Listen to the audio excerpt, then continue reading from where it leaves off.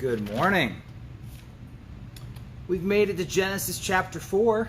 We're cruising right along. Genesis chapter 4 verse 1 says, "Now Adam knew his wife, and she conceived and bore Cain, and said, I have acquired a man from the Lord." So Cain means to acquire. Ooh, fly or something. So Cain means to acquire. That's pretty straightforward. And then she bore again, this time his brother Abel. Now Abel was a keeper of sheep, but Cain was a tiller of the ground. Got lots of random commentary here. So, Matthew chapter 23. Matthew, Luke, Mark, Matthew 26. There we go. Matthew 23, verses 34 and 5 says, "Therefore indeed I send you prophets, wise men, scribes. Some of them you will kill and crucify, some of them you will scourge in your synagogues and persecute from city to city, that on you may come all the righteous blood shed on the earth, from the blood of righteous Abel to the blood of Zechariah." So, one thing we know about Abel is he was a righteous man. I think Hebrews chapter 11 would also say a similar tune about Abel. Hebrews 11 verse 4, it says, Hebrews 11, the hall of faith, where we find all these good things. "By faith, Abel offered to God a more excellent sacrifice than Cain, through which he obtained witness that he was righteous, God testifying of his gifts, and through it he, being dead, still speaks." So now we're adding more to our story, that Abel offered by faith, whereas Cain did not. Now, Cain, John chapter 3, the famous John chapter 3, it says, "Most assuredly I say to you, we speak what we know, and we testify what we know, and we have seen, and you do not receive our witness. If I have told you earthly things, and you do not believe, how do you believe if I tell you?" Oh wait, 1 John, duh. I'm like, why am I like, that doesn't sound right at all. And I have a bracket, and my 1 John fell into the bracket.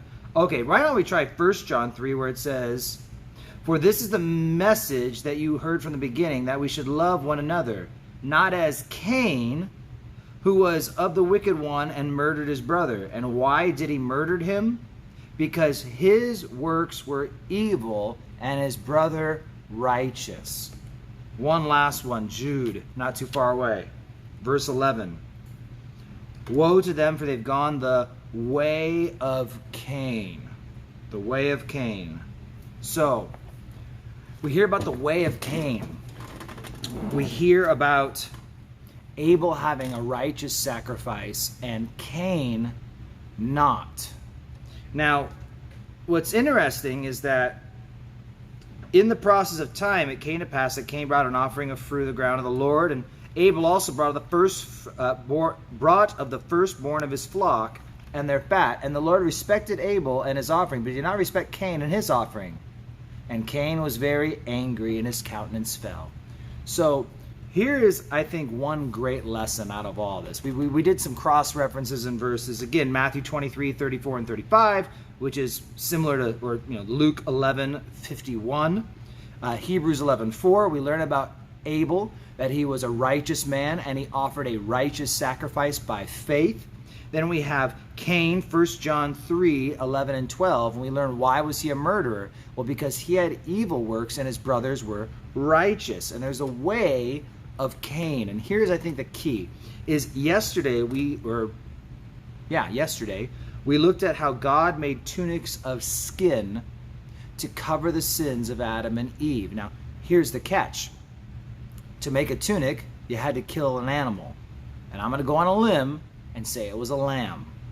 Now, Abel was a keeper of sheep. They couldn't eat the sheep, or they didn't eat the sheep at this point. You find out after the flood that God commands them that they should go and eat the animals. But prior to that, it seems as if they were vegetarian. Now, sheep could provide milk. Sheep can provide wool. But sheep were also going to be sacrificial animals. I think God prescribed the sacrificial system because we're going to see sacrifices being made all the way up before Moses. So obviously there was some instruction to sacrifice. God gave instruction. This is how you worship me. This is the way that I want to be worshiped. Now, there is the order and means of it. And then there's also just the core message that it's going to be by the sacrifice of a lamb. Abel, it seems, brings the fruit of the ground because that's what he did. That was his thing.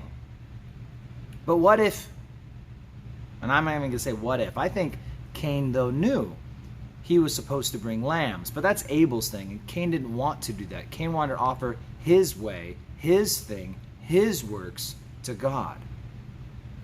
But that's not what God wanted. God didn't want Cain's works. He wanted a lamb sacrificed in faith. And Cain got so angry that he's gonna go ahead and murder his brother. So the emphasis is this, is that for one, God is a God of order. God in his word has prescribed the way he wants to be worshiped in spirit and truth. There's order in the church service. There's order in church government. There's order and these are all things that God has prescribed. And oftentimes people want to do it their way because, well, I'm a worker of the ground. I do fruit and vegetables. I want to bring God what I have. But if that's not what God's asking for, you're going to find God won't accept it. He accepted Abel's offering. He does not accept Cain's. So if we try and do things our way when God has clearly prescribed his way, that's not going to be accepted. That worship will be rejected. Secondly, it's when we try and worship God by our flesh, by our works, by what I have to offer, rather than trusting in a sacrifice made by faith. And so no matter what you have to offer God, what all you can give God, what all you can do for God, right? No matter what you've got going on for him, he's looking for a sacrifice in faith. Jesus is the sacrifice. I can't add and do anything there, but I can apply that by faith, like Abel.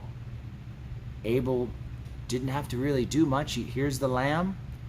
Here's God. I trust that you're going to receive it and accept it because this is what you've prescribed. So let us worship in spirit and truth. And that's, I think, the core of it all. When Jesus says there's going to come a time when we don't need a temple and we don't need this and that, God is just looking for people who are going to worship him in spirit and in truth. In spirit, there is a not of works, not of the flesh, but of spirit. Not by strength nor by might, but by my spirit. That's the idea. It's a faith-based thing. And it's in truth that God has prescribed through his word do's and do nots. And if we want our worship and our praise and our service and what we do to be accepted, we ought to do it his way, not our way. So there you go. What we get through? We got through verse 5. Pretty awesome. You guys have an amazing day. Stay cool. And I will be seeing you guys tomorrow morning.